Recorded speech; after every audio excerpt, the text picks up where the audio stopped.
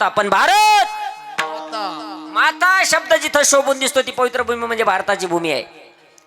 आणि त्या भारताच्या किती श्रेष्ठ आमची संस्कृती सांगू तुम्हाला. भारताची भूमी म्हणजे श्रीमंताची भूमी, विचारवंताची भूमी, श्रेष्ठांची भूमी, संन्याशाची भूमी आहे. किती श्रेष्ठ आमची संस्कृती. हिंदू धर्माचा प्रचार प्रसार करण्यासाठी परराष्ट्रामध्ये स्वामी विवेकानंद व्याख्यान करत असताना एक दिवसाची घटना. परराष्ट्रातली एक युवती स्वामी विवेकानंदांवरती फिदा झाली. स्वामीजी तुमच्या बरोबर मला विवाह करायचा आहे. स्वामीजींनी विचारलं बट व्हाय, काय वाटतं तुला माझ्या बरोबर विवाह करावा. तिनं सांगितलं दुसरं काही इच्छा नाही आहे, पण तुमच्या बरोबर जर मी विवाह केला तर तुमच्यासारखा गुणवान, शीलवान आणि कुलवान मुलगा मला होईल ही माझी इच्छा आहे. स्वामीजींनी सांगितलं माझ्यासारखा मुलगा पाहिजे ना, गुणवान शीलवान कुलवान मुलगा पाहिजे ना, माझ्यासारखा मुलगा तुला पाहिजे ना, मग मी भारताच्या पवित्र श्रेष्ठ संस्कृतीतला आहे, मी संतांच्या भूमीतला आहे, माझी विचारसरणी श्रेष्ठांची संस्कृती आहे. माझ्यासारखा मुलगा पाहिजे ना, तुझ्या समोर उभा असलेला हा विवेकानंद तुझा मुलगा समज ना, असं म्हणणारी आमच्या देशाची श्रेष्ठ संस्कृती आहे. श्रीमंत भूमी म्हणजे भारताची भूमी, त्यातले त्यात महाराष्ट्राची भूमी म्हणजे संतांची भूमी, शुरांची वीरांची भूमी, आईसाहेब जिजाऊंची भूमी, छत्रपती शिवरायांची भूमी, अहिल्या देवी होळकरांची भूमी आहे. बघा आपले किती मंदिरं पाडले गेलेले होते, किती मंदिराच्या तोडफोड झालेली होती, मूर्तीची तोडफोड झालेली होती. पण अहिल्यानगर जिल्ह्यामध्ये एका धनगराची मुलगी एका सुभेदाराला दिली आणि तिचा परिणाम त्या अहिल्या देवीनं महाराज एवढं काम पुन्हा केलं. सगळे मंदिर जिथले तिथं उभारले. असं एकही गाव नाही की जिथं अहिल्या देवीचं काम नाही. आणि म्हणून अशा श्रेष्ठ भूमीमध्ये तुम्ही आम्ही माणूस म्हणून जन्माला आलोय, भाग्य आहे. आणि इथं आल्यानंतर कीर्तन ऐकतो आपण. कीर्तन म्हणजे काय, ज्यातून माणसाला तरुण जाता येतं. कीर्तन म्हणजे काय, तर मी नेहमी सांगत असतो कीर्तन म्हणजे या तनातला कीर जिथं काढल्या जातो ती पवित्र जागा म्हणजे कीर्तन आहे. विठ्ठल विठ्ठल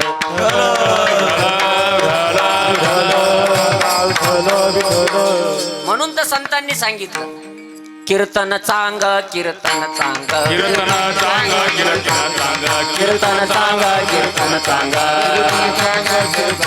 होय अंग हरी रूप होय अंग हरी रूप होय हरी रूप होय हरी रूप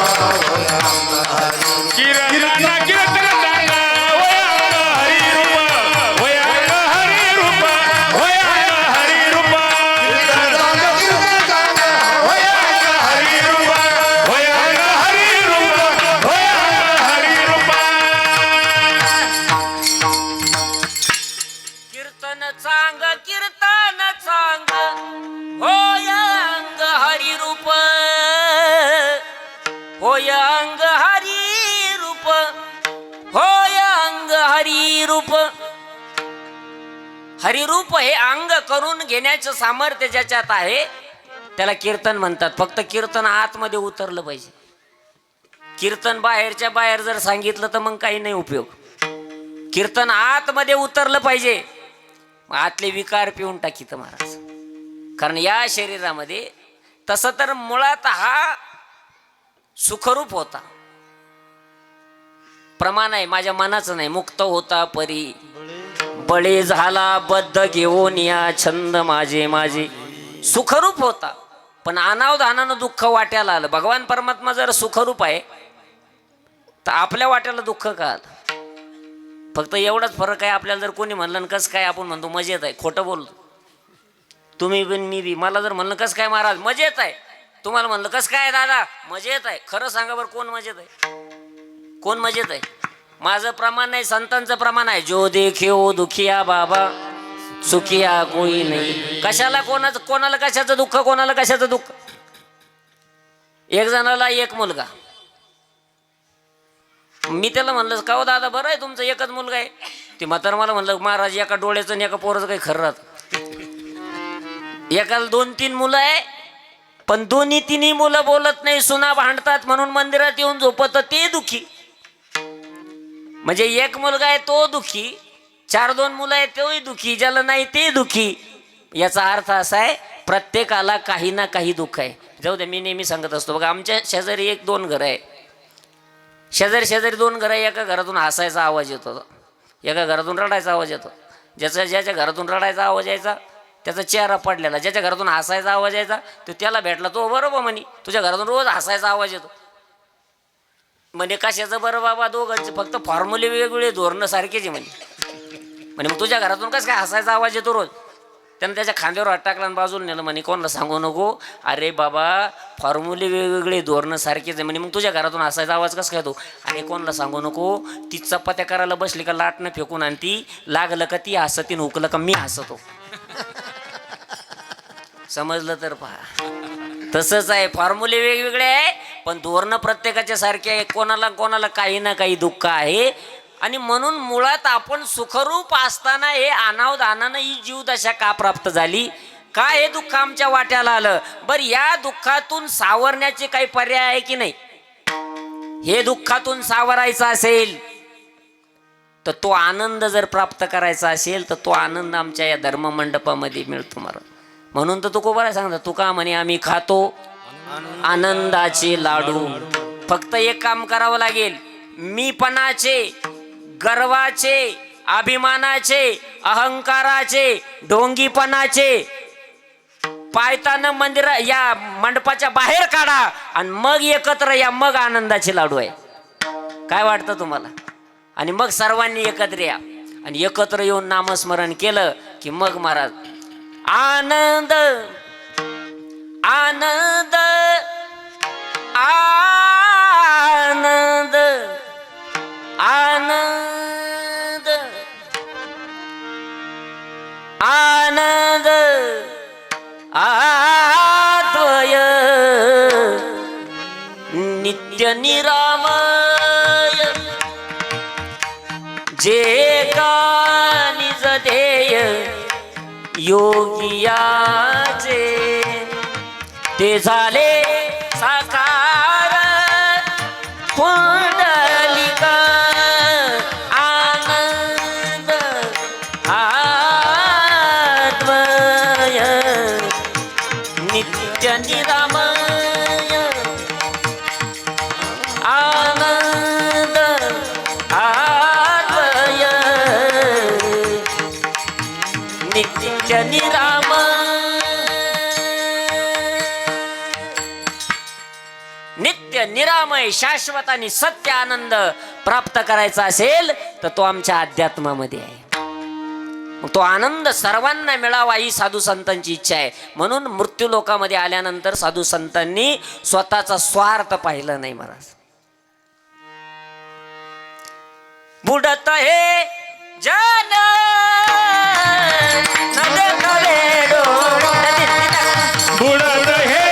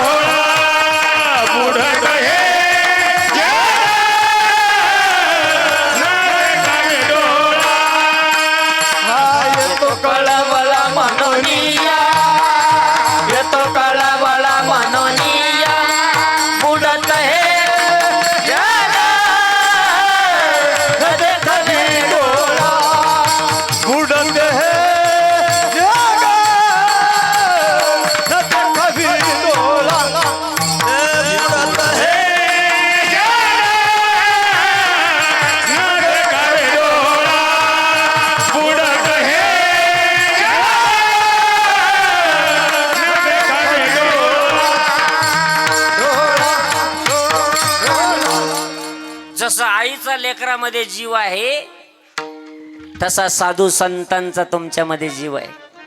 तुमच्या आमच्या हितासाठी संत महात्मे प्रयत्न करतात आणि जग ज्या वेळेला अज्ञानाच्या अंधकारामध्ये बुडायला लागलं साधू संतांना पाहवत नाही. म्हणून साधू संतांचे अनेक अवतार आहे. एक वेळेला भगवान परमात्मा आल्यानंतर तो धर्माचं कार्य करतो पण त्याच्याकडे थोडी ऊस शिली पाहिजे. देवाकडे वशिलेबाजी काय? एकाला जवळ घेतो आणि एकाला लांब लोटितो. दुजा भाव आहे देवाकडे. का? भक्ता राखे पायापाशी दुर्जनाशी संवारी.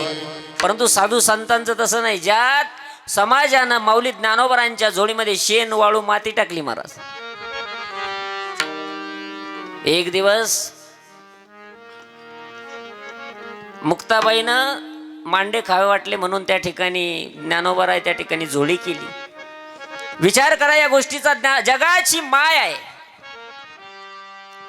संबंध जगाला ज्ञान देण्याचं सामर्थ्य ज्यांच्यात आहे ते ज्ञानोबराय झोळी केली महाराज. समाजासमोर द्या हो माझ्या मुक्ताईसाठी काहीतरी.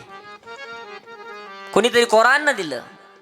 पण त्याच विसोबा काकानं पाहिलं, वाळू शेण टाकली. अरे संन्याशाच्या कार्ट्या खूप चोचले रे तुमचे खायचे म्हणून ते झोळीतलं सगळं खाली टाकलं महाराज. थै थै त्याच्यावरती नाचला, 2 गालफडात लावल्या आणि त्या ठिकाणी ज्ञानोबरांना काढून दिलं महाराज. जगाची माऊली ज्ञानोबरांनी झोळी अटकून दिली वर. कुटीचा दरवाजा आतून बंद केला आणि ज्ञानोबरा एकांतात बसले विचार करू लागले. अरे ज्या समाजासाठी, ज्या समाजाच्या हितासाठी आमच्या आई बापानं देहांत प्रायचित्त घेतलं, त्या जगानं काय दिलं आम्हाला? झोळीमध्ये काय टाकली? वाळू शेण माती. आणि त्याच वेळेला अंतर्मुख होऊन ज्ञानोबरा विचार करतात. कुटीचा दरवाजातून बंद केलेला आहे. त्याच वेळेला या 5 वर्षाच्या चिमुकल्या मुक्ताईनं पाहिलं, माझ्या ज्ञानदादानं जर आता दरवाजा उघडला नाही ना तर या समाजाला ज्ञानेश्वरी मिळणार नाही, या समाजाला हरिपाठ मिळणार नाही, जगाला चांगदेव 65 मिळणार नाही, काही मिळणार नाही जगाला. म्हणून 5 वर्षाच्या आदिमाया शक्तीनं त्या ठिकाणी उपदेश करायला सुरुवात केली. दादा स्वतःला ओळखा. दादा तुम्ही कोण आहात? योगी पावन मनाचा, योगी पावन मनाचा, योगी पावन मनाचा, योगी पावन मनाचा, योगी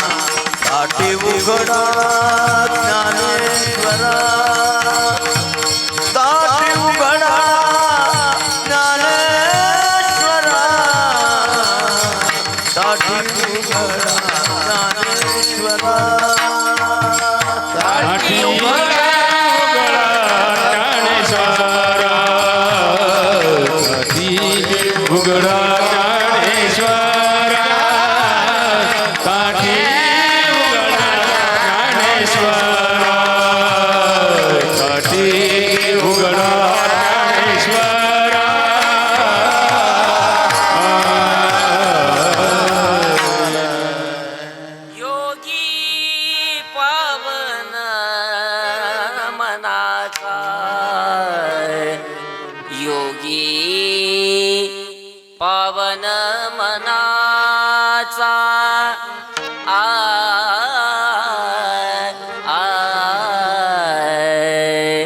साहे अपराध जनाचा.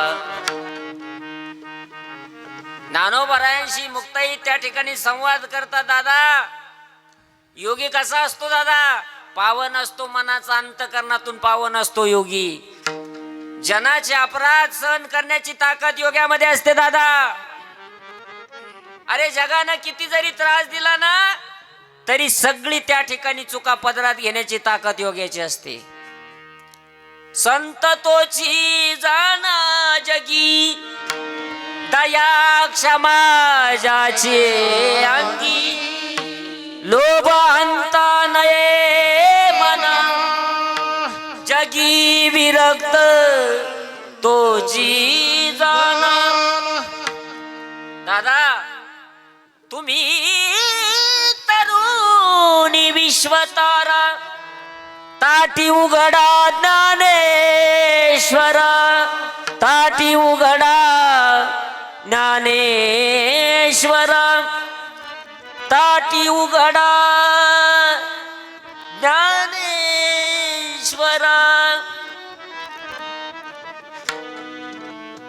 5 वर्षाच्या चिमुकल्या मुक्ताईचा उपदेश ऐकला. माऊली महावैष्णव ज्ञानोबारांनी कुटीचा दरवाजा उघडला म्हणून तर तुम्हाला आम्हाला हे ज्ञान प्राप्त झालं. समाजानं झोळीमध्ये वाळू शेण माती टाकली तरी ज्ञानोबारांनी पसायदानामध्ये सांगावं जे खळाचे व्यंकटे सांडो तया सत्कर्मी रती वाढो भूता परस्परे जडो मैत्री जीवांचे. असं ज्यांचं अंतकरण आहे त्यांना संत म्हणतात. दुसऱ्याच्या दुःखामध्ये जे होरपळून निघतात त्यांना संत म्हणतात आणि दुसऱ्याच्या दुःखामध्ये ज्याला सुख वाटतं त्यांना जंत म्हणतात. विठ्ठल विठ्ठल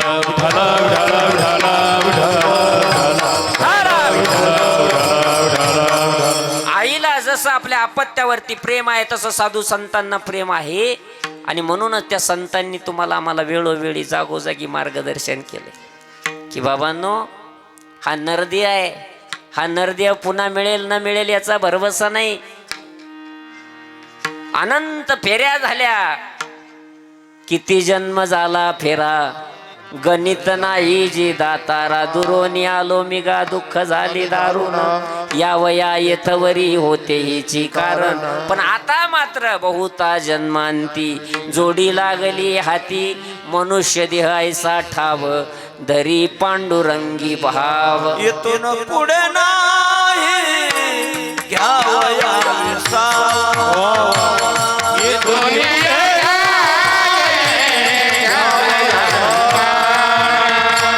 येतून पुढे नाही घ्यावया विसावा. येतून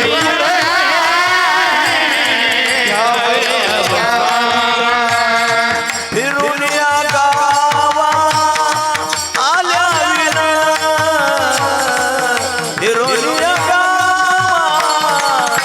आल्या विना फिरून या गावा आल्या फिरून या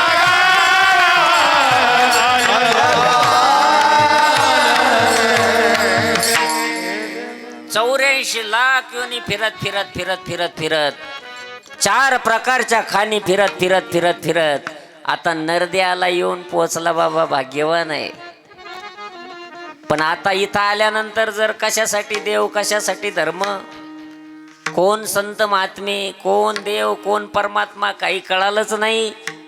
आयुष्यामध्ये जन्माला आला लहानचा मोठा झाला म्हातारा झाला आणि गेला. परिणाम लोक म्हणतील जन्माला आला आणि पाणी होऊन क्या किया क्या किया क्या किया रे तूने जीवन गवा दिया तूने जीवन गवा दिया क्या किया रे जिसे पाना था उसको तो खो दिया.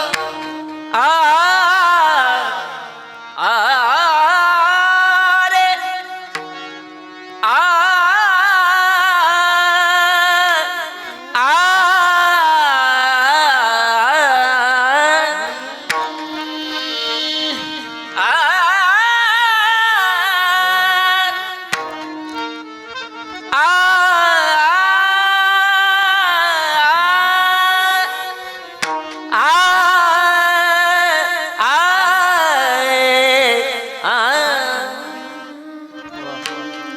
मला वावा म्हणा विठ्ठल विठ्ठल.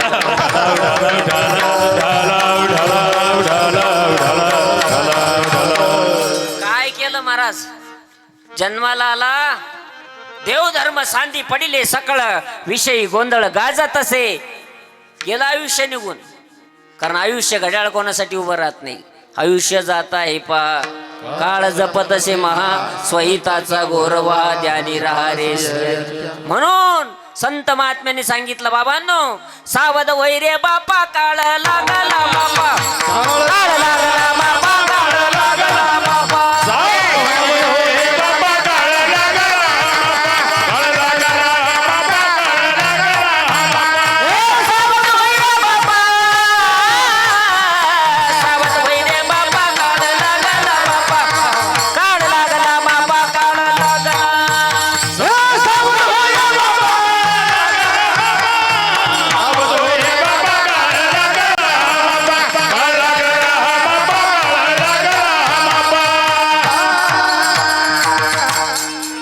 सुंदर वातावरण आहे. साऊंड सिस्टीम लय गोड आहे. साऊंड सिस्टीम गोड आहे. गाणारी मंडळी आता माझ्यापेक्षा मी सांगितलं बाबांसारखी जर म्हणणारे असले काय अडचण आहे बरं. या वयामध्ये हा आवाज तयार आहे बाबांचा. केवढी साधना आहे. गाता गळा नो हाता मळा. गायन सतत असेल ताल सूर लय एकत्रित आल्याशिवाय गायन होत नाही. आणि अभ्यासपूर्ण गायन आहे म्हणजे साऊंड सिस्टीमवाले हुशार आहे. गाणारी मंडळी सगळी ज्येष्ठ मंडळी आहे. गाणारी मंडळी हुशार आहे. वाजवणारे पाहायचं काम नाही आमचे कारभारी नाना आणि महाराज गोड मृदंगाचार्य सीताराम बाबा खूप खूप धन्यवाद आहे. गाणारी मंडळी हुशार आहे. साऊंड सिस्टीम गोड आहे. गाणारी मंडळी हुशार आहे. वाजवणारे हुशार आहे. ऐकणारे तुमच्यासारखे ऐकणारे हुशार आहे खूप. सगळेच हुशार आणि मी काही येडपट थोडी. सगळ्यांच्या उपस्थितीमध्ये ज्या वेळेमध्ये आपल्याला सेवा करायची बघा की सावध होई बापा काळ लागला मापा. अनेक साधू संतांनी तुम्हाला आम्हाला जागवलं सावध केलं. एकच हेतू होता अंतकरणामध्ये की हा नरदेव पुन्हा मिळणार नाही. उठकीची माय बापा उठकीची माय बापा कशी लागली झोप उठून जागुनिया एवढ्या बुजवाच्या उठकीची माय बापा उठकीची माय बापा कशी लागली झोप एवढ्या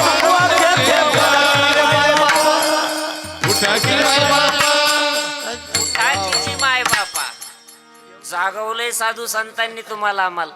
एवढे खूप आता या अवघडातलं प्रमाण आहे बाबांनी काढलं. माझ्या सुद्धा पाठ नाही ते खरं सांगतो बरं का. आणि मार्मिक आहे बाबा. उठा जाग व्हा सावध व्हा हे साधू संतांनी सांगितलं. फक्त फरक एवढाच आहे काही वेळेला हातापाया पडून सांगितलं लागून या पाया विनवितो तुम्हाला करटाळी बोला मुखी नाम विठ्ठल विठ्ठल विठ्ठल मना वेळ वेळा हा सुख सोहळा स्वर्गी नाही.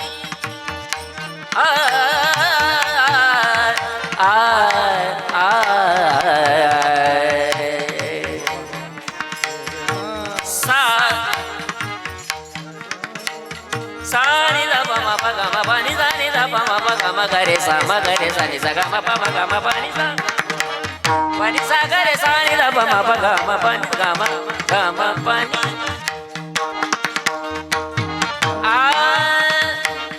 उठा लागून या पाया विनवितो तुम्हाला करटाळी बोला मुखी नाम.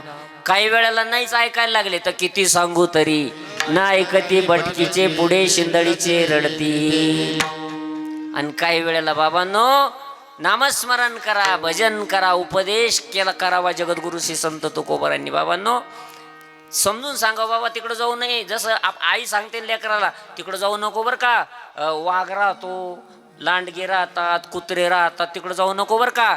तसं तुकोबारा या ठिकाणी सांगतात की बाबांनो या मृत्यू लोकामध्ये आल्यानंतर विषय असे आहे झडप घालण्यासाठी बसले पंचविषय. मग त्या विषयाच्या रंगामध्ये प्रत्येक जण रंगलेला आहे बरं का. कारण शब्द स्पर्श रूप आणि शब्द स्पर्श रूप रस आणि गंध या 5 विषयामध्ये प्रत्येक जण गुंतलेला आहे. मग कीर्तनकार असेल तरी गुंतला, कथाकार असेल तरी गुंतला, ऐकणारा श्रोता असला तरी गुंतला. पण सुटलं कोण माहितीये का? जो निष्ठेनं परमार्थ करतो महाराज, ज्याच्या चित्तामध्ये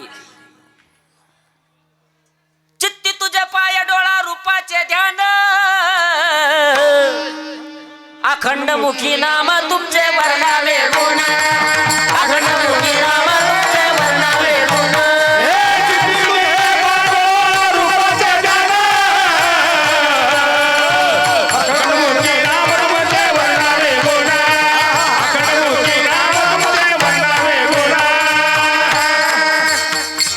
ज्या आमच्या वारकऱ्यानं चित्तामध्ये समान पावलं त्या ठिकाणी धारण केले भगवान परमात्म्याचे. चित्तामध्ये भगवंताला सोडून इतरत्र काही नाही. सगळ्या विषयाची त्या ठिकाणी तिलांजली दिली. त्याच्यावरती विषय मात्र त्या ठिकाणी हल्ला करत नाही. नाही तर पंचविषयां सर्वांना ग्रासलंय. शब्द स्पर्श रूप रस गंध. बघा मी सांगत असतो 5 प्राण्यांचा घात केला 5 विषयानं. सगळे विषय माणसात आहे. तुम्ही विचार करा. शब्दाचा घात केला. बघा जुन्या काळामध्ये जर हरिण पकडायचं असेल तर त्याला पकडण्यासाठी पारदी एक विशिष्ट प्रकारचं वाद्य वाजवायचं. त्या वाद्याचा आवाज ऐकला की ते हरणाचं डोळे झाकून उभं राहायचं, लुब्ध व्हायचं. मग पारदी बाण मारायचा. पारद्यानं बाण मारलं ते जखमी होऊन खाली पडायचं. खाली पडल्यानंतर त्या ठिकाणी हरिण मेलं की काय बघायचा पारदी. त्यावेळेला ते हरिण त्या पारद्याला म्हणतं, अरे क्या देखत हे पारदी, पुरा लगा हे घाव, जब तक सास चलेगी तब तक बीन बजाव. मेलं हरिण कशामुळं? शब्द विषयाला भाळलं. रस विषयाला, शब्द स्पर्श विषयाला भाळला हत्ती. पूर्वीच्या काळी हत्ती पकडायचा असेल तर एकच पर्याय, कागदाची हत्तीन करायची आणि एक खड्डा खांदायचा मोठा, त्याच्यावर कुजलेली लाकडं टाकायची, त्याच्यावरती कागदाची हत्तीन ठेवायची. तिला स्पर्श करण्याच्या अपेक्षेनं खरा हत्ती त्या लाकडावरून त्या खड्ड्यामध्ये पडायचा. 21 दिवस उपाशी ठेवला की 22व्या दिवशी त्याला वर काढायचं आणि मग त्याला थोडंफार खायला द्यायचं. एवढा मोठा प्रचंड बलवान प्राणी पण लागला माणसापुढं नाचायला सर्कशीमध्ये. कशामुळं? स्पर्श विषयामुळे. शब्द स्पर्श रूप. रूप विषयाला भाळला पतंग. अभंगामध्ये आजचं वर्णन जे आलं तर तो हा पतंग आहे. बघा दिव्यावरती उडी घाली तो पतंग, दिवा विजून टाकीतो, स्वतःचे पंख जाळून घेतो, मरून पडतो. आत्मघात केला दिव्यात. त्या ठिकाणी दिवा तर विजावला पण स्वतःचा सुद्धा आत्मघात करून घेतला. असा पतंग भाळला. कशाला? रूपाला भाळला. एक आहे रस विषय. पूर्वी मासे पकडण्यासाठी लोक गळ वापरायचे. गळ जंतर करायचा तो गळ असा, आणि तो गळ पाण्यात सोडताना त्याला कणिक वगैरे लावायची काहीतरी पिठाची. पण पिठाची कणिक जर आणायची सरला ना तर मग तिथंच वाळा घ्यायचा. वाळा त्याला शिदुडं म्हणते. तो वाळा घ्यायचा, तो अर्धा कापायचा, तो गळात घालायचा आणि तो गळ पाण्यात सोडायचा. तो वाळा वळवळ वळवळ वळवळ केला मग मासा यायचा आणि मग मासा तिकडून पळत येतो त्या वाळ्याकडं.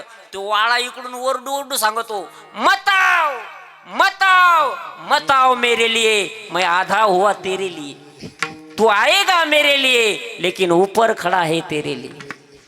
पण नाही ऐकलं माशानं. परिणाम आमिषाच्या मिशे, गळगिळी मासा, फुटोनिया घासा मरण पावे. फुटोनिया घासा मरण पावे. मेला मासा, मेला. रस विषय. एक आहे गंध विषय. भ्रमर कमळामध्ये बसला. संध्याकाळ झाली, गुंग झाला. कमळ त्या ठिकाणी मिटून गेलं. संध्याकाळी पाकळ्या, दुसऱ्या दिवशी उमलल्या पाकळ्या, परंतु भुंगा मेलेला होता. मला चिंतन हे सांगायचंय तुम्हाला, तो भुंगा तोच आहे जो तुमच्या सफराचे बांबू कोरीतो. बांबू कोरणारा भुंगा कमळाच्या पाकळ्यामध्ये का मेला? तर त्याचं एकमेव कारण आहे, भ्रमर भेदी कोडे, बलतेची काष्ट कोरडे, परी कळिके माझी सापडे कोवळिया, कळिके माझी सापडे कोवळिया. सारे गरे गरे सा, सारे गप गपद पद नि सा नि द प गरे गरे सा. हे मिटता कमल दल, मिटता कमल दल, मिटता कमल दल,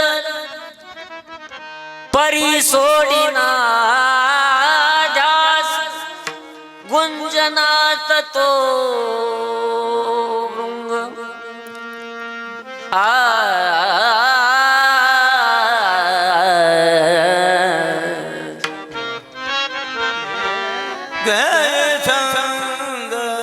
मकरंद घेई छंद मकरंद प्रियात मिलिंद घेई छंद. भ्रमर मेला कुठं मेला? कमळाच्या पाकळ्यामध्ये मेला. बांबू जो कोरतो तर कमळाच्या पाकळ्या कोरल्या नाही का? प्रेम प्रीतीचे बांधले ते न सुटे काही केले. नाही कष्टाचा गुमान नाही कष्टाचा गुमान नाही कष्टाचा गुमान नाही कष्टाचा गुमान गोवी भ्रमरा सुमन गोवी भ्रमरा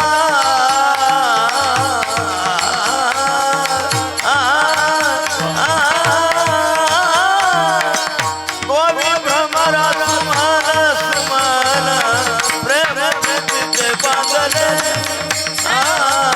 तेन सुटे काही ओ गोवी भ्रमर सुमन आ रे आ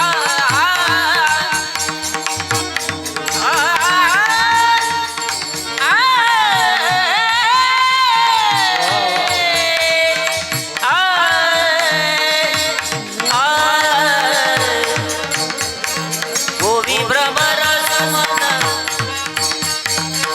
प्रेम प्रीतीचे बांधले प्रेम प्रीतीचे बांधणे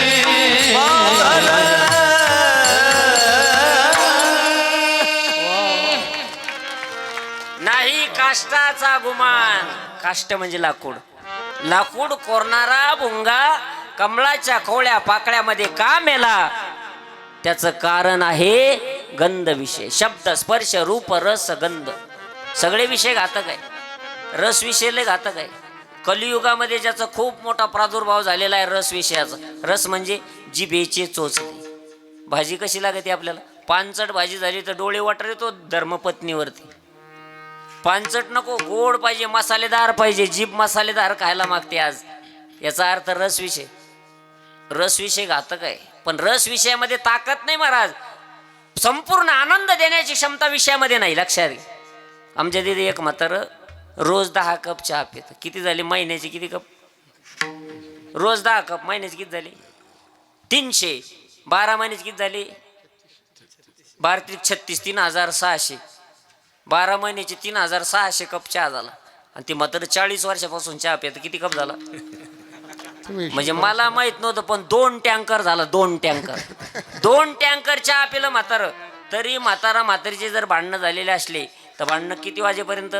2:30 वाजे तर 2:45 3 वाजता म्हातारा लागलं चक्रा मारायला. इकडून तिकडं मारतं चक्रा असं म्हणता म्हणता आणि ते म्हातारीपाशी जातं. आणि मग 3:30 वाजता बरोबर म्हातारीला म्हणतं आणि मी तरी कुठं काय म्हणतो ठुईच्या.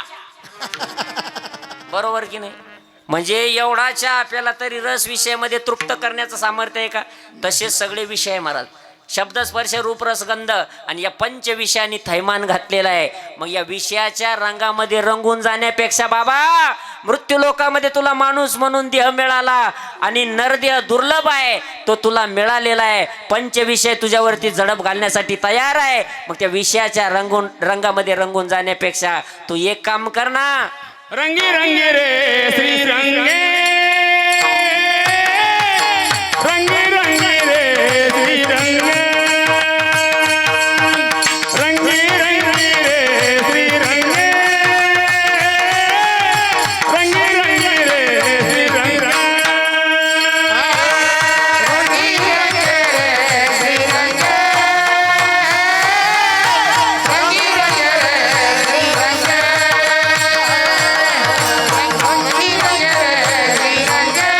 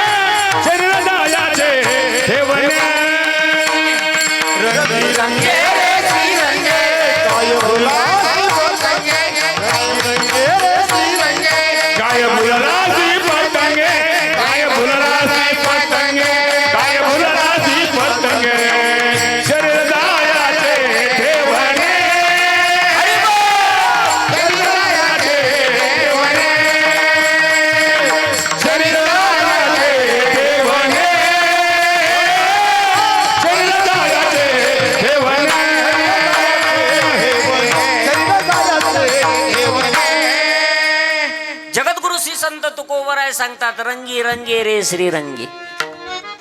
महाराज, पण हा श्रीरंग नेमकं कोण आहे? श्रीरंग कोण आहे? तर श्रीरंग म्हणजे सगळे रंग ज्याच्यात एकत्र होतात तो श्रीरंग आहे. सगळे रंग एकत्रित होऊन जो रंग तयार होईल तो श्रीरंग. ज्या श्रीरंगानं हे विश्व निर्माण केलेलं आहे, जेने हे विश्व निर्मिले, महर्षी देवा संस्थापिले, 21 स्वर्गाते धरिले, सत्ता मात्र पुलिया.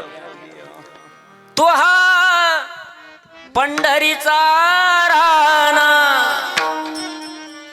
पुसा 6 जण, तो भगवान परमात्मा आहे, त्याचं नाव श्रीरंग आहे. महाराज, या श्रीरंगाच्या रंगामध्ये रंगण्यासाठी अगोदर काय करावं लागेल? अगोदर स्वच्छ व्हावं लागेल, निर्मळ व्हावं लागेल. नाहीतर अशाच रंगानं जर रंगलो ना आम्ही, तर अनंत जन्मीचे संस्कार आमच्या पाठीमागे लागलेले. अनंत जन्मीचे संस्कार आहे की नाही? कारण आपण एकदाच जन्माला आलो असं नाही.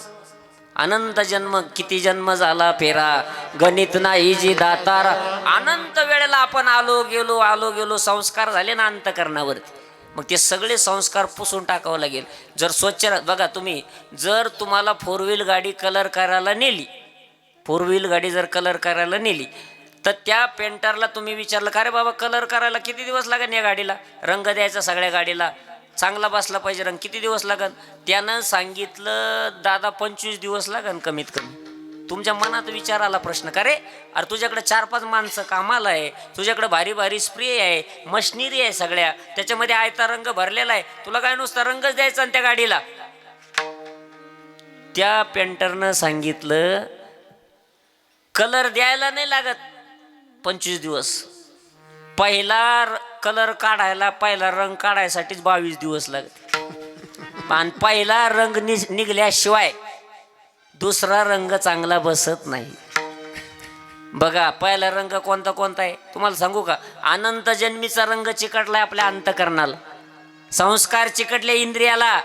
परंतु एका जन्मातले संस्कार जातात का? आता एवढ्या 2 वर्षापासून 7 ते 9 कीर्तन झालं. आता आजचं कीर्तन आपलं 9 ते 11 आहे, पण सगळीकडे कीर्तन जर पाहिले तर आपण 7 ते 9च आहे आता. पण 2-4 वर्षापूर्वी 9 ते 11च कीर्तन होते सगळे. त्या वेळेला आम्ही नवीनच कीर्तन करायला लागलो. आता ते रोज फिरायची सवय लागल्यानंतर पडिले वळण, रोज फिरायची सवय. आणि महाराज रोज एक दिवस मला कीर्तनच नाही, कर्मधर्म गंगागीर महाराजच्या आशीर्वाद सप्ताहाच्या काळामध्ये रोज कीर्तन असायचे, पण एक दिवस मला कीर्तनच नाही. आणि मला महाराज 11:15 वाजले 11 वाजले झोप येईना ना घरी. मग ते आमच्या मंडळी म्हणली का आज झोप का म्हणे ना. मी म्हणलं अरे ते मला रोज फिरायची सवय लागली, एक काम कर बरं. किती वाजले पाय बरं? ती म्हणे 11 वाजून 5 मिनटं झाली. म्हणलं मग एक काम कर, एखादं नारळ पाय तिथं देवळीत, मला बुक्का लावून नारळ दे माझ्या हातामध्ये. तसं केलं ना तिनं खरोखर. बुक्का लावला, नारळ दिलं माझ्या हातात ना, घटक्यात झोप लागली महाराज. कशामुळे घडलो? पडिले वळण इंद्रिया सकाळा. तसं अनादी कालापासून आमच्या पाठीमागे काय लागले? हे संस्कार झालेले. मग हे सगळे पुसून टाकावे लागतील. ऐसा रंग दे की रंग नाही नाही छुटे, ऐसा रंग दे की रंग नाही नाही छुटे, दो पिया धोए चाहे सारी उमरिया, श्याम पिया मोरे रंग दे चुनरिया. हे रंग दे रंग दे रंग दे रंग दे रंग दे रंग दे रंग दे, श्याम पिया मोरे रंग दे चुनरिया. हे आँख वो जो शाम का दर्शन किया करे, है शीश वो जो प्रभु चरण में वंदन किया करे, बेकार वो मुख है जो रहे व्यर्थ बातों में, मुख वो है जो हरि नाम का सुमिरन किया करे. हीरे मोती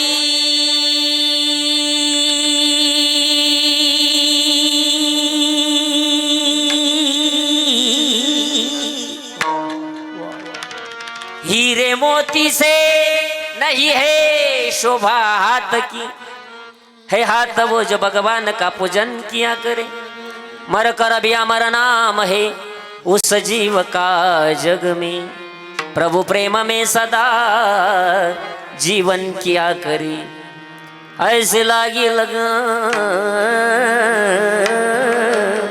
ऐसे लागी लगन, ऐसे लागी लगन, ऐसे लागी लगन, मेरा हो गई मगन, ऐसे लागी लगन. ऐसा रंग दे की रंग नाही नाही छुटी. एकदा रंग बसल्यानंतर तुका मने मना श्रीरंगाचा रंग, बाबा तुका मने मना श्रीरंगाचा रंग, तुका मने मना श्रीरंगाचा रंग,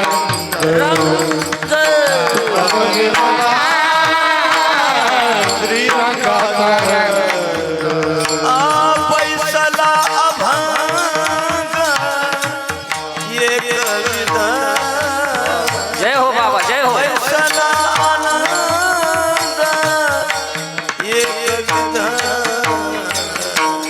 तुका मने मना श्रीरंगाचा रंग, पैसला अभंग एक विधा, तुका मने मना श्रीरंगाचा रंग, तुका मने मना श्रीरंगाचा रंग.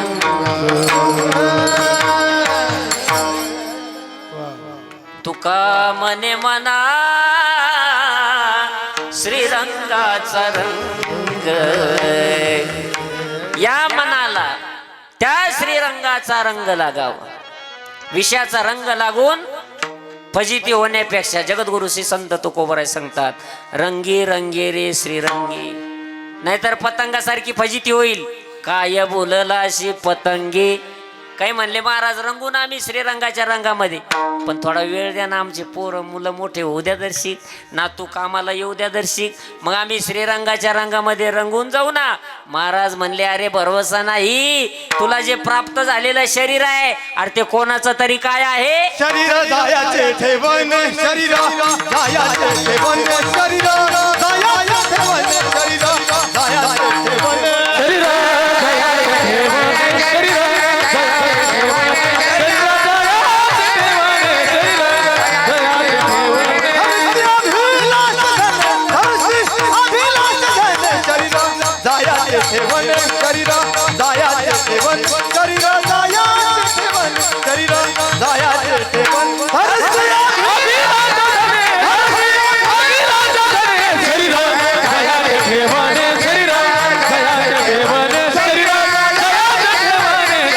जायाचे ठेवण, शरीर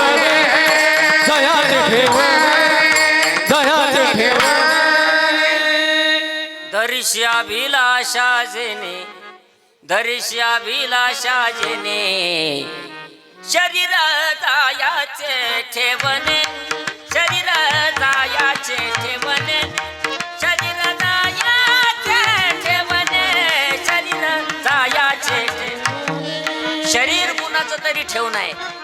कोणाचं आहे हे शरीर? कोणाचं आहे? देह हे काळाचे, धन कुबेराचे, तेथे मनुष्याचे काय आहे. याच्यावरती सत्ता काळाची आहे.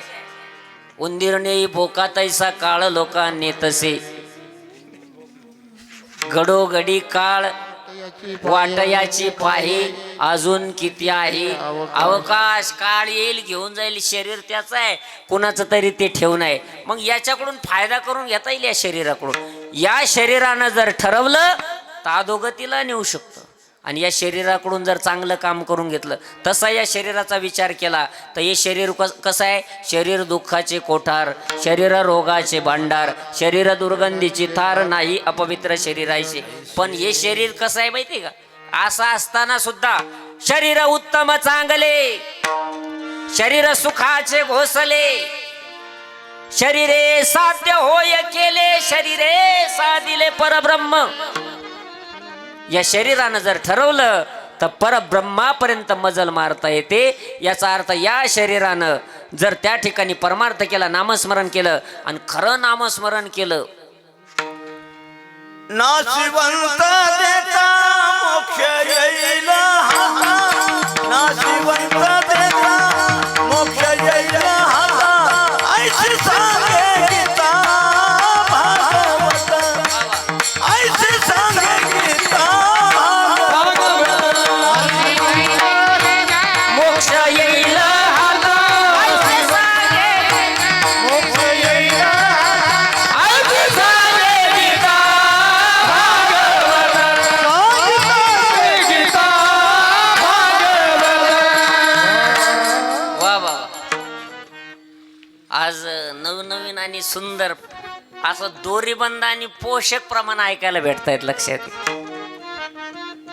नाशिवंत देता मोक्ष येईल हाता, मोक्ष येईल हाता, असं कोण सांगतं? गीता आणि श्रीमद भागवत सांगतं मला. नाशिवंत शरीर आहे, पण या शरीरानं जर ठरवलं तर मोक्ष घेऊनच येतं शरीर, आणि नाही ठरवलं तर खरा परमार्थ केला तर बघा.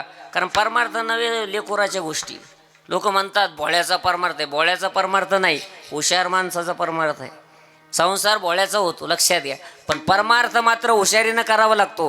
कारण इथं एवढे वैरी बसले आहे परमार्थ क्षेत्रामध्ये सुद्धा, महाराज परमार्थ करू देत नाही. पहिल्यांदा तर लोकांचा त्रास, बाह्यरंगाने विचार केला जगाचा त्रास आहे पहिलं.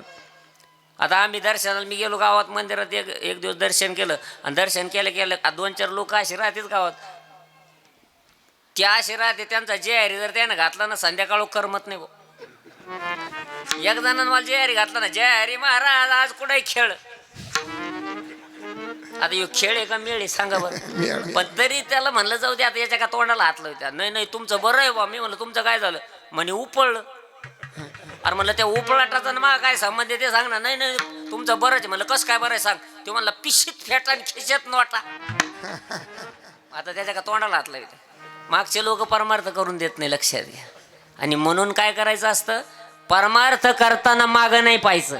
परमार्थ करताना मार्ग दावून गेले आधी, दयानिधी संतते तेनेचे पंथे चालू जाता, न पडे गुंता काही कोटी. आणि संसार करताना पुढं नाही पाहायचं, मागं पाहायचं.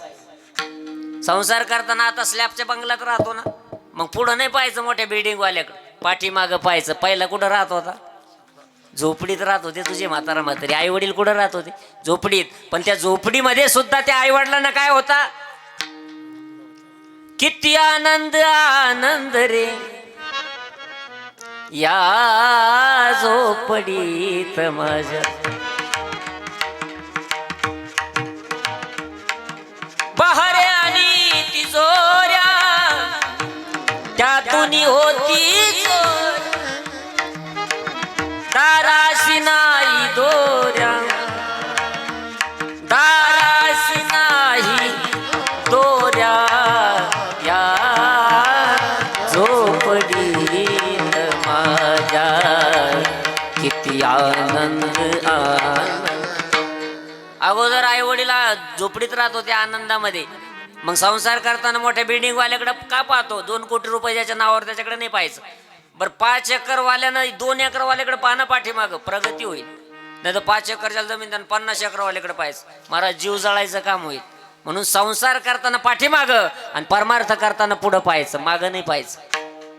असं करत असाल तर या देहाकडून ते कार्य करून घेता येईल. कारण परमार्थ नवे लेकुराच्या गोष्टी, सरळ सोपं नाही परमार्थ करणं.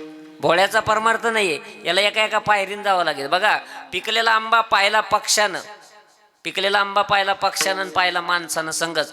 दोघांना खावा वाटला, पक्षाला खावा वाटला आणि माणसाला खावा वाटला. मग आता मला खरं सांगा, अगोदर त्या आंब्यापर्यंत कोण गेलं बरं? हा, तुम्ही म्हणजे सांग, तुला काय आला बोलेली? आंब्यापर्यंत कोण गेला अगोदर?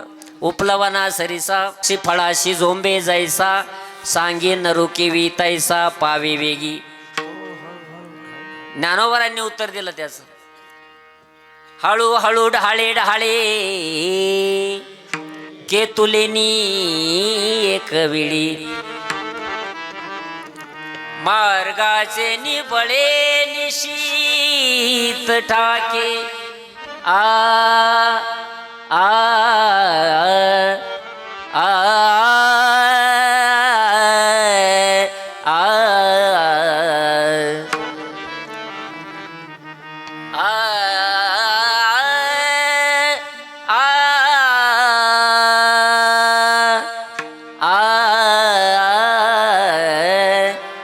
इथं गावच भारी महाराज, टाळकरी भारी आहे आणि इथं हार्मोनियम वादक गोड आहे, म्हणून तर गायला थोडा आनंद वाटू राहिला. नाही तर एक ठिकाणी मी म्हणलं, एक पेटी मास्तर होते, त्यांना म्हणलं बिंपलच वाजा ना, ती म्हणे तुम्ही माना तर खरी. पण इथं महाराज जे काढलं ते वाजवले जातं म्हणून आनंद आहे बघा. पदोपदी निज पदा घे, बाबा पदोपदी निज पदा घे, पदोपदी निज पदा घे.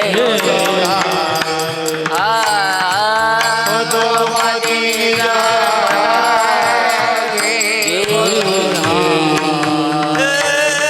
कर्म सकर्म संस्थिता झाले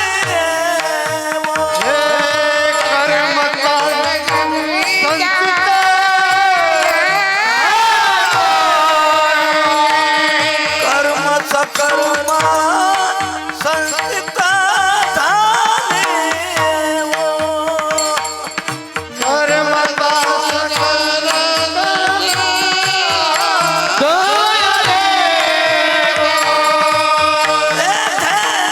आपुले नाठवे काही येथे आपुले नाठवे काही ते आपुले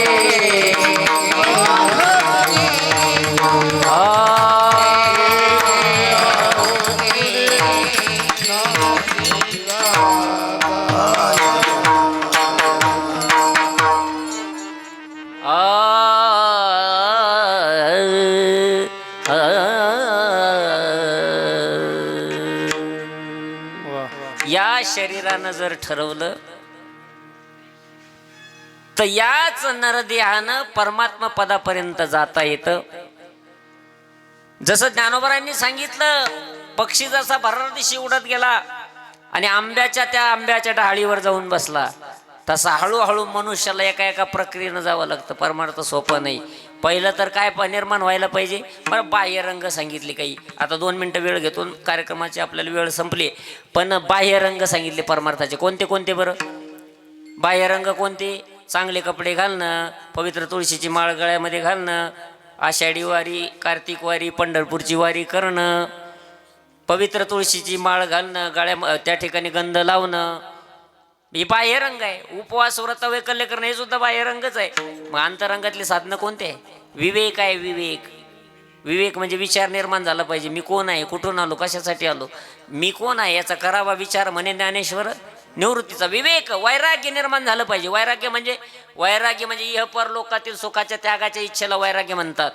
आपल्याला वैराग्य निर्माण होतं, पण एखाद्याच्या अंत्यविधीला गेलो, कानात प्रमाण सांगतो एखादा माणूस तिकडून, क्षणभंगूर नाही भरवसा, वारे सावध थोडा माया अशा, कानात प्रमाण सांगतो. तिथून आल्यानंतर खांद्यावर पावडं, ऊसातून घासातून मक्कातून कपाशीत सारखा पळतो. वैराग्य गेलं कुठं? त्याला म्हणतात स्मशान वैराग्य. स्मशान वैराग्य म्हणजे एका म्हाताऱ्यानं म्हणलं, का सुपारी कधीपासून खात नाही? ते म्हणले दात पाडल्यापासून.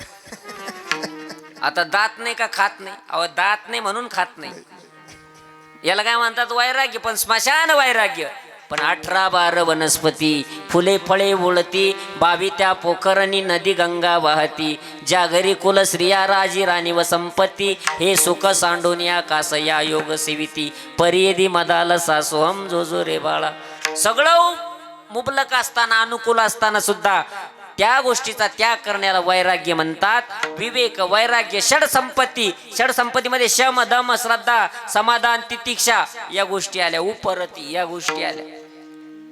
इंद्रिय निग्रह जैशी स्थिती आहे तैशा परी राहे कौतुक पाये संचिताचे. या सगळ्या गोष्टी आल्या षड संपत्तीमध्ये. आणि एक आहे मुमुक्षुतो म्हणजे कायमी उद्धार पावेन, काय कृपा करील नारायण, ऐसे तुम्ही सांगा संतजन करा समाधान चित्त माझे. याला म्हणायचं मुमुक्षुत्व. तळमळ निर्माण झाली पाहिजे भगवान परमात्म्याच्या भेटीची. जीवना वेगळी मासोळी तैसा तुका तळमळे, भेटी लागे जीव लागली सियास, पाहे रात्र दिवस वाट तुझी, भेटी लागे जीव लागली सियास. पौर्णिमेचा चंद्रमा चकोरा जीवन, तैसे माझे मन हो तैसे माझे मन, वाट पाहे भेटी लागे जीव लागली सियास. याला म्हणतात तळमळ निर्माण होणं. विवेक वैराग्य षड संपत्ती मुमुक्षुत्व हे झाले अंतरंगातले साधनं. आता शास्त्रानुसार अजून अंतरंग साधनं सांगितले. ते आहे श्रवण, मनन, निधिध्यासन आणि तत्वम पदार्थ शोधने. 4 साधनं अंतरंगातले साधनं सांगितले. मग ठरवलं तर याच देहानं परमात्मा प्राप्ती करता येते. सगळ्या गोष्टी सफल करता येतात. पण मिळालेला जो नरदेह आहे ते कुणाचं तरी ठेवणं आहे हे मात्र विसरू नको. शरीर जायाचे ठेवणे दरीशी अभिलाषा जने. आणि म्हणून तू म्हणशील माझं माझं, नाही रे नाही कुणाचे कुणी, अंती जाशील एकला प्राण्या माझे माझे म्हणून. बहीण कुणाची भाऊ कुणाचा, कोण कुणाचे सगळे सोय रे. मेल्या पाठी सर्व राहिले, तुटतील धागे दोरे, प्राण्या मायेचा बाजार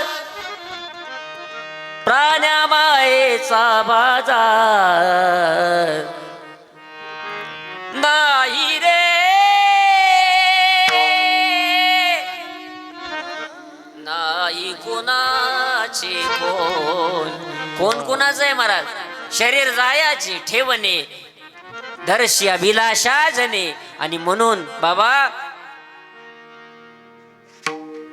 नभे तुझा हा परिवार, द्रव्यदार शनभंगूर, द्रव्यदार शनभंगूर, द्रव्यदार शनभंगूर.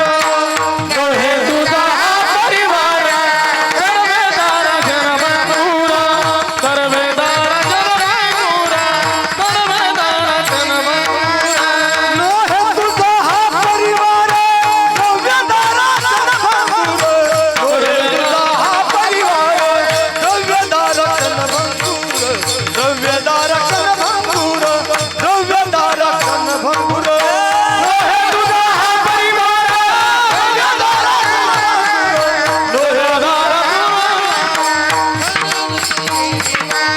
द्रव्यदार